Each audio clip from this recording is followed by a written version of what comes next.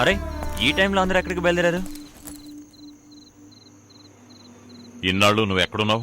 ఎక్కడున్నానంటే నువ్వు ఫోన్ చేసినప్పుడు చెప్పాను కదన్నా, 2 నెలల తర్వాత కొడుకుని చూడడంతో అమ్మ పొంగిపోయింది. వదిలితే కదన్నా బిర్యానీ, పాయసం, కోడి కూర, సీ ఫుడ్, అబ్బో ఇలా ఎన్నో. బిర్యానీ అంటే మటనా చికెనా? మటన్, బాగా లేతగా ఉన్న పొట్టేలు మాంసం. నువ్వు ఏదైనా తినగలవు, బాగా డబ్బున్నవాడు అయిపోయావు కదా. ఆ డబ్బెక్కడా? ఏ డబ్బు? ఏం తెలియనట్టు నటించకరా, చెప్పరా ఆ డబ్బు ఎక్కడ దాచావు? తీసుంటే చెప్పరా, మనలో ఒకటి దొంగ అయితే చాలు. ఎవరి డబ్బు? ఏ డబ్బు? ఆ బురకా పిల్లున్న కారుని ట్యాంకర్ లారీ గుద్దిందే, అందులో ఉన్న 50 లక్షలు. అమ్మ మీదొట్టు, అల్లా మీదొట్టు నేను తీలేదు. తను అబద్ధం చెప్పింది. 50 లక్షల రూపాయలు దాని దగ్గర. దాని మాటలు నమ్మా నువ్వు నన్ను కొట్టింది? ఆ పిల్లేరా కారణం గౌరకి ఇంట్లోంచి వెళ్ళిపోవడానికి. గౌరక్క వెళ్ళిపోయిందా? ఎక్కడికి? రారా వెళ్దాం.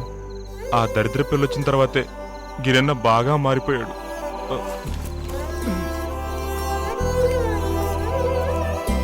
అన్నా నీకు నమ్మకం లేకపోతే నన్ను ఇంకా కొట్టు, కానీ చెయ్యని తప్పుని నేను ఎలా ఒప్పుకోను? సారీ అన్నా, నేను అబద్ధం చెప్పాను. అమ్మ దగ్గర కాదు నేను వెళ్ళింది. నా మూలంగా ఒక అమ్మాయికి కాలు విరిగిపోయింది. తను నడవాలి.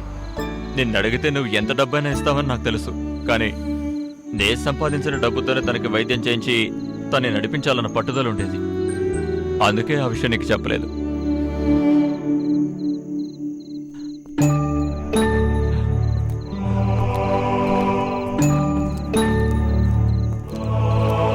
గిరి, ఇటువంటి కేసుల్ని ఎంతో మంది దొంగల్ని నేను చూశాను. నేనొక విషయం చెప్తాను, నువ్వు ఫీల్ అవ్వకూడదు. చెప్పి చావు. వీడు తీసుండడని నేను అప్పుడే చెప్పాను కదా. ఈ సమీర్ గాడు కాదు డబ్బు కొట్టేసింది, అది వాడి మాటల్లోనే తెలిసిపోతుంది కదా. అయితే ఇంకెవరంటావు? నేను అప్పుడే చెప్పాను కదా మైకేలే తీసుంటాడు అని. అమ్మో, ఇక్కడే ఉంటే తంతాడు. వాడికో పిల్ల దొరకగానే ఎవరూ అవసరం లేకుండా పోయారు. మైకేల్ జైలు నుంచి బయటకు రాకూడదు, అదే వాడి ఉద్దేశం.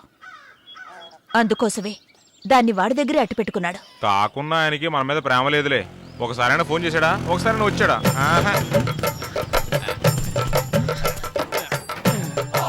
మీరు 2 జట్లుగా విడిపోయారు. బాగుంది, చాలా బాగుంది.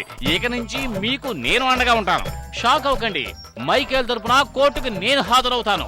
సుప్రీం కోర్టుకు వెళ్ళవలసి వచ్చినా పర్వాలేదు, అది నాకు పెద్ద దూరం ఏమీ కాదు. జామీన్ ఖచ్చితంగా దొరుకుతుంది, లేకపోతే నేను తీసిస్తాను. దానికోసం నేను చాలా చాలా ఘోరంగా వాదించవలసి ఉంటుంది.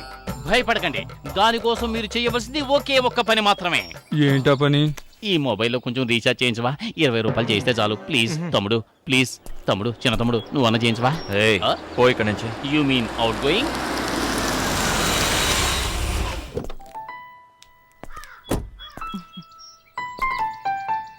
గౌరీ, నీకు కావలసిన వస్తువులు తీసుకుని కారెక్కు.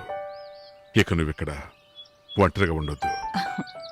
నేనిప్పుడు ఒంటరిదాన్నేం కాదు, వీళ్ళు ఉన్నారు నాతో. ఆహా, వానర్ సైన్యం కూడా వచ్చిందన్నమాట. మాకేమేం రాలేదు, వెళ్ళగొట్టారు. అంటే నువ్వు రావన్నమాట. మామయ్య వెయిట్ చేస్తున్నారు. నేను తర్వాత వచ్చి అంకుల్ని కలుస్తాను. ఈ పరిస్థితిలో రావడం నాకేదోలా ఉంది. పట్టుదల విషయంలో ఒకరిని మించిన వాళ్ళొకరు. గిరి అమ్మాయిని తనతో పాటే ఉంచుకున్నాడు కదూ. ఆ పిల్లని అక్కడి నుంచి బయటికి పంపించేయాలి. అదే కదా మీకు కావాల్సింది. దానికోసం ఒక అద్భుతమైన ఐడియా నా బుర్రకు తట్టింది. ఏం ఐడియా? నేను ఒక కొత్త రకమైన పిటిషన్ ఫైల్ చేస్తాను. పోలీసుల సహాయంతో వయసులో ఉన్న ఒక అమ్మాయి అబ్బాయి చెయ్యకూడని పనులు చేస్తున్నారు అని. అవసరమైతే 18 ఏళ్ల ఆ అమ్మాయిని అతను పీడిస్తూ చిత్రహింసలు పెడుతున్నాడని కూడా అందులో చేరుద్దాం. ఎలా ఉంది? చీపుగా ఉన్నట్టుంది కదా. ఇంకా నయం, అందరూ కలిసి నన్ను కుమ్మేయలేదు.